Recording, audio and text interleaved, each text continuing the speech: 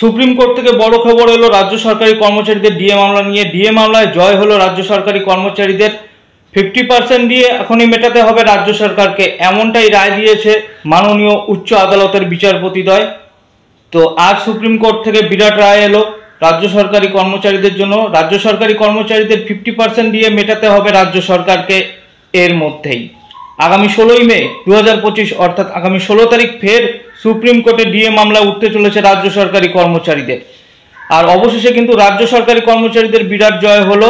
রাজ্য সরকারকে 50% দিয়ে এখনই মেটাতে হবে রাজ্য সরকারি কর্মচারীদের, এমনটাই রায় দিয়েছে দেশের সর্বোচ্চ আদালত। রাজ্য সরকারের পক্ষ থেকে অনেক চেষ্টা করা হয়েছিল এই ডিএ দেওয়া আটকানোর জন্য। রাজ্যের আর্থিক অবস্থাও তুলে ধরা হয়েছিল, কিন্তু তাতেও কোনো লাভ হলো না। অবশেষে রাজ্য সরকারি কর্মচারীদের জয়, যে নৈতিক জয় হওয়ার কথা ছিল সেটাই হলো। রাজ্য সরকারি কর্মচারীদের আপাতত 50% দিয়ে মেটানোর নির্দেশ দিল সুপ্রিম কোর্ট।